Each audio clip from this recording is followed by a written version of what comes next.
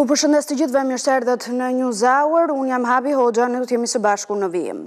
Raporti final i misionit vëzhgues të ODIHR i quan konkurruese zgjedhjet e 11 majit, duke vlerësuar edhe procesin e votës e emigrantëve për herë të parë si një sukses. Raporti risjell problemet adresuara në të shkuarën si pretendimi për patronazhim dhe ndikimi indirekt i pushtetit mbi votuesin. Raporti cilëson ligjin elektoral si favorizues për dy partitë e mëdha dhe kërkon që reforma të nisë tani dhe jo kur të afrojnë zgjedhjet.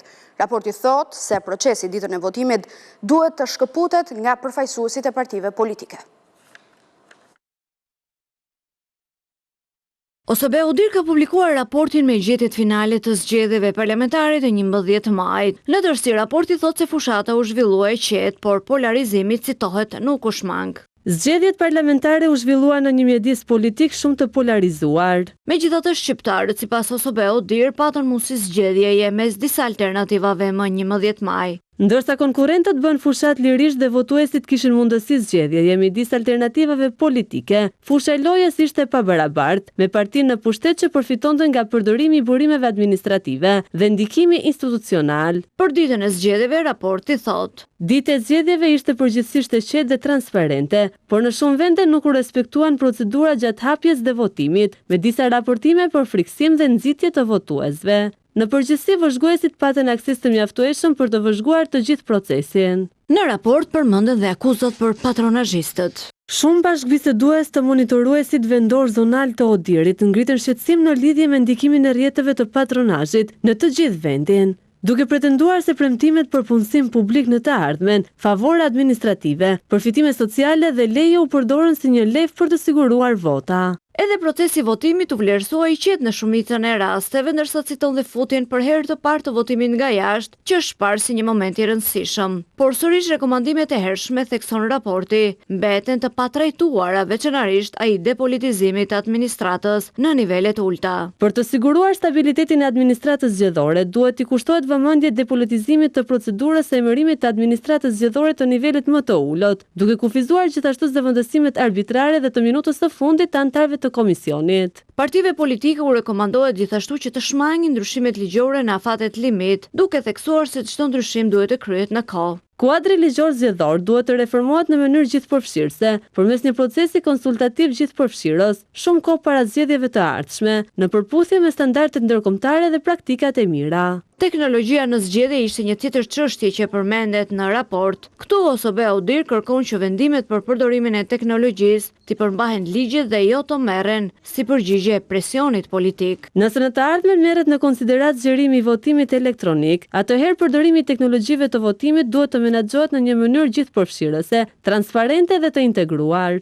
ODIHR i rekomandon dhe KQZ-s se duhet të ndërmarrë hapa për të parandaluar ndikimin e padrejtë mbi votuesit në qendrat e votimit. Sali Berisha thot se raporti përfundimtar i OSBE provon farsën e pretenduar prej tij, megjithëse fjala fars nuk përmendet askund. Kreu i Partisë Demokratike thot se OSBE ka përdorur një gjuhë diplomatike, ndërkohë që në fakt raporti përfundimtar nxjerr përfundime dhe rekomandime të qarta. Por Sali Berisha në një pikë nuk kurseu raportin, pasi thot se në kapitullin për votën e emigrantëve dhe të diasporës ai nuk thot vërtetën. Berisha e mbylli dhe këtë punë. Raporti përfundimtar i OSBE-ODIHR doli, farsara, rëndësi ka të jetë origjinal dhe të mos e ketë shkruar Edi Rama. Edi Rama ka zgjedh heshtjen dhe mashtrimin për të mbuluar dështimin e tij të plot dhe total në ndryshimin e raportit fatal për zgjedhjet parlamentare të 11 majit të vëzhguesve ndërkombëtar. Por në raportin që unë shpresoj të mos jetë fake, të jetë real. Në fakt, Rama ishte live paralelisht me paketën e maleve. Po jo, leje që ke bërë gabimin Koçovës. Ty të paktën të falet se keni qenë të zënë me demaskimin e farsës zgjedhore. Tani fokusohet e puna. Si fituesi 11 majt, ai e ka mendjen tek zgjedhjet e reja, kurse doktori mbetet tek të vjetrat. Në 44 faqe të plota, të cilat doktori me nxitim Doli e rekomandoi të lexohen me durim, nuk flitet askund fjala fars. Kur s'ka fars, atëherë çfarë ka? Po si e barabartë është fars në terminologjinë politike. Ata nuk përdorin terminologjinë politike në vëzhguesit. Por raporti përmendte fjalën e qartë. Zgjedhjet ishin konkurruese, pra gar reale dhe të garantuar pati. Thjesht Partia Demokratike humbi atë edhe kësaj radhe. Ndaj dhe doktorin kritike kishte edhe për OSB. Në raport kapitulli i diasporës është deficitar, po një analizë të plot për diasporën nuk e ka, i mungon raport. Sali Berisha, si gjithmonë, edhe këtë radhë u shfaq entuziast dhe i bindur se nuk kishte humbur, por ai ka një problem që nuk ja zgjidh dot OSB-e. Ai bind shumë kollaj vetveten, por e ka shumë të vështirë të bind të vetët, sidomos kur i fton pafund në protesta. Prandaj shqiptarët, nëse duan të votojnë të lirë, të përgatitemi për betejën tonë, për protestën tonë, për votën e lirë. Pas socialistëve, duket se edhe demokratët kanë ngritur një kurs të shpejtë trajnimi për deputetët e rinj. Por Akademia e Demokratëve ka një kurrikul më të shkurtër për ligjvënësit e rinj. Sali Berisha u dha atyre një leksion mbi dhunën në kuvend, si t'i binden listës së tij dhe se si të dinë të menaxhojnë humbjen.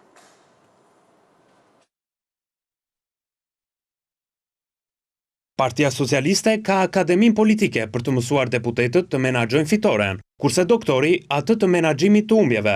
Deklarata e fundit për largimin e Sali Berishës si kryetar ka tronditur Selim Blu, ndaj doktori thirrri intrues për të trajnuar të rinjt, si për të kujtuar se ata janë aty, jo nga vota e popullit, por nga lista e tij.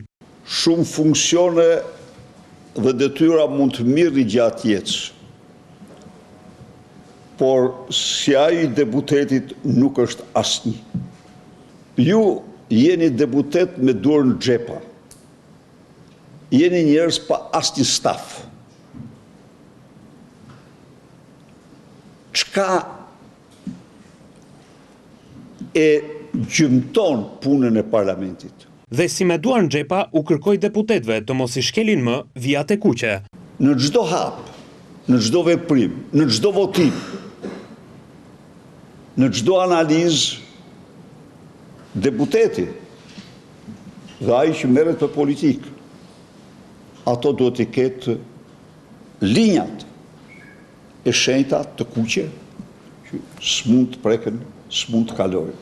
Për herë të parë e pranoi se aksioni i dhunshëm në kuvend i Partisë Demokratike është një vije kuqe që e kanë kaluar më shpesh se sa duhet. Është e vërtetë se opozita mund të teprojë në qëndrimet e saj, por kjo nuk do thotë kur të shkatërrohet parlamenti dhe parlamentarizmi. Por në këtë leksion morën pjesë vetëm 12 deputet. Nga njëri krah reshti niste me më të rinjt, djalin e Fariut, deputeten e Çapjave dhe të Ilir Vrenozit. Nga krahu tjetër, më të persekutuarit e vjetër, Tom Moralizotin, dhe e përmbyllej me të persekutuarin e ri, të Vetingut, Gjingjonin. Por disa kishin dal nga reshti. I pari mungonte Besar Xhaferi, i cili pas deklaratës për doktorin, thot se ka shkuar në Washington, po trajnohet aty ku nuk shkel dot doktori. I dyti Gazmend Bardhi, ai ka ikur për trajnim në Gjenev, nga ku shfaqet me një foto shumë ngjyrshë, me Bora Muzhaqin në krahun e majt dhe një homolog nga Zimbabveja në krahun e djathtë. Ashtu si video e Xhaferit që mbetet tashmë në internet, edhe cicërima e Bardhit për babin e Xenit dhe Gërdecin vjon të mbetet në profilin e tij zyrtar në platformën X prej 3 vitesh. Kurse në krah të Gjingjonit mungoi ish homologu i tij magjistrat dhe deputeti i ri, Arjan Doja, një mungesë e paralajmëruar, pasi pak ditë më parë, në sallën e parlamentit, ai deklaroi se me tryezat nuk do të ketë një raport si ai i doktorit. U bëj thirrje edhe herë, mua s'm keni pa për tirat avolinave, s'keni vërtet më pa ndonjëherë për tirat avolinave. Aq më tepër që po ta them, që i pjesë prej nesh, paktën 6 prej nesh, nuk janë as produkt i listave të mbyllura që të vinë me kokën ulur këtu edhe të bëjnë veprime me rregji. Të tjerë që munguan ishin edhe Denis Avata, Ivi Kaso apo Manjola Luku, por Berisha edhe atyre në mungesë u dha një këshill të fundit. Një relacion, një raport është më thelbësori raporti gjitha raporteve tuaja, raporti me zgjedhësit.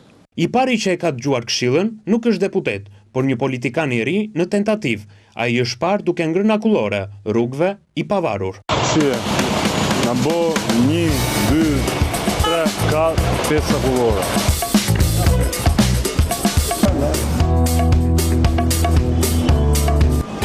Tirana dhe Londra bashkëpunuan ngushtë për të ulur ndjeshëm numrin e shqiptarëve që shkonin në rrugë ilegale drejt Anglisë. Në një intervistë për BBC, kryeministri Rama tregon se pas marrëveshjes dypalëshe, Shqipëria dhe Britania e Madhe krijuan një ekip të përbashkët dhe shkëmbimi informacioneve në kohë reale solli suksesin. Rama përsërit ndërkohë se ndryshe nga marrëveshja me Italinë që ishte unike, në Shqipëri nuk do të ketë qendra pritje azil kërkuesish nga Britania. Task Force e përbashkët mes Shqipërisë dhe Britanisë së Madhe ka ulur ndjeshëm imigracionin e palishëm drejt ishullit. Në një intervistë për BBC, kryeministri Edi Rama tha se shkëmbimi i informacionit në kohë reale mes autoriteteve pati rol thelbësor në luftën kundër trafikantëve. Duhet jemi po aq të shpejt sa ata, do me thënë trafikantët. Duhet jemi po aq interaktiv sa ata, duhet jemi po aq të bashkuar sa ata, sepse nuk është fjala për një grup të vetëm etnik që merret me gjithë rrjetin, por për një ndërmarrje shumëkombëshe. Britania e Madhe është në kërkim të vendeve të gatshme për të ndërtuar qendra për azil kërkuesit e refuzuar, por për kryeministrin Edi Rama, as kjo nuk do ta zgjidhte problemin e emigracionit. Emigracioni i palishëm duhet trajtuar përmes marrëdhënieve me vendet e origjinës, duhet jetë përmes marrëdhënieve ku të dyja palët fitojnë e kështu me radhë.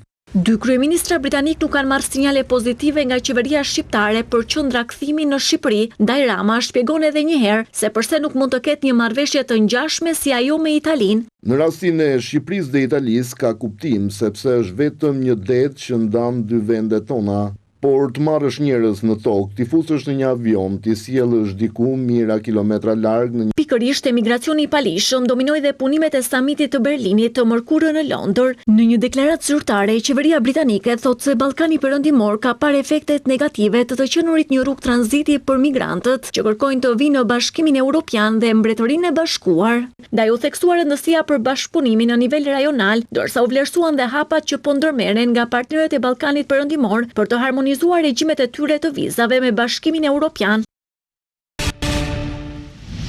Mira shqiptar jashtë vendit po tregojnë interes për të investuar kursimet e tyre në vendlindje me mbështetjen e qeverisë përmes ashtu quajturës paketa e maleve. Vetëm në disa muaj kanë aplikuar rreth 4.000 qytetarë, presin të përfitojnë hapje biznesi pa taksa për 10 vjet. Kryeministri Rama ka qenë i ashpër me disa bashkiak që nuk kanë dorëzuar hartat e zonave prioritare duke penguar nisjen e procesit. Mbi 4.000 qytetarë kanë shprehur interes për të investuar në tokën e tyre nëpërmjet paketës së maleve. Kryeministri Edi Rama tha se kjo nismë do të japë zgjidhje edhe problemit të shumë familjeve, të cilat nuk kanë certifikat pronësie për të investuar në tokën e tyre, kryesisht në zonat malore. Paketa është eksaktësisht ilaçi për një dhimbje 30 e kusur vjeçare të njerëzve që e kanë tokën, nuk e kanë pranuar 7.501, ose për 1.001 arsye nuk e kanë marrë akoma dokumentin. I jep mundësinë atij që e ka tokën që të vijë në bashki dhe thot unë dua të ndërtoj këtu një agroturizëm, duhet të ndërtoj këtu një fermë. Por ky interes i lartë është përballur me neglizhencën e pushtetit lokal. Kryeministri kritikoi kryebashkiakët, të cilët ende nuk kanë dorëzuar hartat e zonave prioritare, të cilat i hapin rrugë zbatimit të paketës, ku 500 aplikuesit e parë do të përjashtohen nga taksat për 10 vite. Më dëgjon ti kryetari i Bashkisë Kukësit? Ha? Ti më dëgjon? Po nuk e di jam kupton. Një nga shtysat kryesore për këtë paket kanë qenë kuksianët, ku niveli i interesimit për të investuar në ato territore është shumë i lartë nga ata që janë në emigracion. Dhe ti akoma nuk e sjell hartën, që është fare e thjeshtë, s'ka asnjë shkencë. Duke sjellë si shembull bashkitë në vendin fqinj, Rama kërkoi nga kryebashkiakët që t'i gjenerojnë vetë të ardhurat e tyre.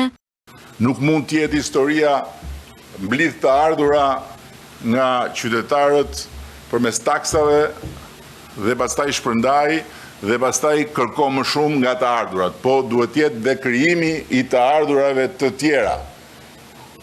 Dhe bashkitë duhet jenë në pararojë për të krijuar të ardhura.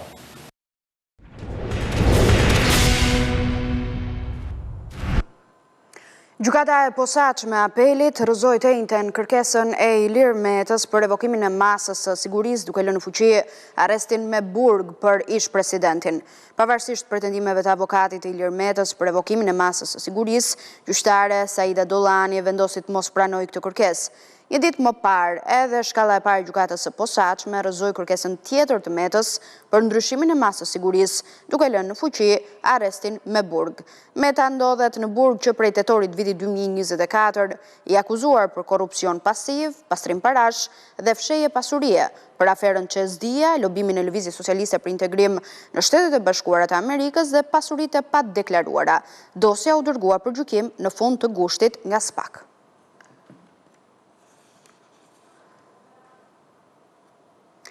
42 magjistrat të rinj të emëruar nga Këshilli i Lartë Gjyqësor në 11 gjykata rrethesh u betuan sot përpara marrjes së togës së zezë. Emërimet e reja i shërbejnë përpjekjes për të mbushur vakancat e krijuara në gjyqësor pas shkarkimeve nga vetingu, por nevojat në gjykata megjithatë mbeten ende të mëdha. Gjithë gjyqtarët e rinj për të betuar. 42 magjistrat të rinj u betuan të njëjtën se do të qëndrojnë besnik kushtetutës, ligjeve në fuqi dhe do të respektojnë rregullat e etikës profesionale. Tashmë ata pritet të marrin detyrën sipas shpërndarjes së bërë nga Këshilli i Lartë Gjyqësor në 11 gjykata të vendit. Në ceremoninë e betimit, kreu i Këshillit të Lartë Gjyqësor Ilir Rusi u tërhoqi vëmendje magjistratëve të rinj se duhen plotësuar misionin që kanë nisur. Tashmë fillon një rrugëtim tjetër. Jesh magjistrat, po sidomos jesh magjistrat gjyqtar, do të thotë që të kesh një përgjegjësi të madhe mbi vete, po është momenti që ju keni një mision me vete. Ju rreth të parë dhe ne të gjithë duhet të jemi njerëz. Pra të mendojmë që një situatë që ka ardhur në tavolinën tuaj mund të ndodhte dhe juve. Kryetarja e Këshillit të Lartë të Prokurorisë Mirela Bogdani solli në vëmendje tragjedinë që ndodhi pak javë më parë në gjykatën e apelit, ndërsa la porosi për brezat e rinj të gjyqtarëve që të ruajnë vlerat njerëzore dhe komunikimin. Dua t'ju uroj suksese, po dua gjithashtu dhe t'ju kujtoj me shumë dhimbje humbjen e një jete gjyqtari në ambientet e gjykatës në ushtrimin e detyrës. Dua thjesht t'ju bëj një rikujtesë që krahas profesionalizmi i cili duhet t'ju karakterizojë në çdo hap të profesionit tuaj, t'ju bashkëshoqërojnë vlerat njerëzore, komunikimi me njëri tjetrin dhe ndërveprimi për të krijuar një sistem që ta mirë menaxhoni. Sipas vendimit të Këshillit të Lartë Gjyqësor, numrin më të lartë të emërimeve me gjyqtarët e rinj e kanë gjykata administrative e Lushnjës, si dhe gjykatat e shkallës së parë në Elbasan dhe Fier, me nga 7 gjyqtarë secila. Procesi i vetingut nxorri jashtë sistemit më shumë se gjysmën e trupës së magjistratëve, duke krijuar vakanca të shumta në sistem që për vitesh ka mbetur bosh. Sipas të dhënave të Këshillit të Lartë Gjyqësor, për të gjitha gjykatat parashikohet të jenë 417 gjyqtarë, me caktimin e magjistratëve të rinj, numri gjyqtarëve në detyrë shkon 350, ndërsa mbeten bosh edhe 67 vende në gjykata. Policia e Durrësit vuri në pranga 4 personat përfshirë në konfliktin e dieshëm në një lokal në Manzë ku vran 2 vet. 4 të arrestuarit banorë të Manzës dyshohen për moskallëzim krimi. Veçtëriu Daniel Pepa, autori njërjes prej vrasjeve, policia ka shpallur në kërkim edhe një 30 vjeçar që e ka ndihmuar të largohet, i cili akuzohet për përkrajet autorit dhe moskallëzim krimi. Në këtë ngjarje mbeten të vrarë Florian Paluçi dhe Aranit Kurti. Policia e Durrësit ka vënë pranga 4 persona pas zbardhjes së dinamikës së konfliktit armatosur që ndodhi në orët e para të mëngjesit të së mërkurës në Manës të Durrësit, ngjarje që la pas 2 viktima. Fillimisht u raportua vetëm për përplasje mes autorit Daniel Pepa dhe kamarierit, ndërsa këtë të njëjtë pas dinamikës së ngjarjes është bërë i mundur identifikimi i të gjithë personave të përfshirë dhe roli që kanë patur në ngjarjen e rëndë. Të arrestuarit janë Eral Cani, Ergi Kadiu, si dhe vëllezërit Taulant dhe Emirjan Beqja, të cilët akuzohen për moskallëzim krimi. krimi. Nga hetimet e kryera deri më tani rezulton se Daniel Pepa ka hyrë në ambientet e lokalit në Manës, ku është konfliktuar verbalisht me kamarierin, pasi ky fundit i tha se ekspresi kafe si ishte fikur. Në debat është përfshirë dhe Flori Paluçi, i cili ndodhej në lokal në shoqërinë e disa personave, mes tyre dhe Erald Sani. Pas debatit, Pepa është larguar me automjet, por është kthyer pas pak minutash në shoqërinë e Ergi Kadiut dhe Aranit Kurtit, gjatë tentativës për të futur sërish në lokal. Flori Paluçi ka dalë jashtë dhe dyshohet se ka qelluar në tokë me armë zjarri në shenjë paralajmërimi.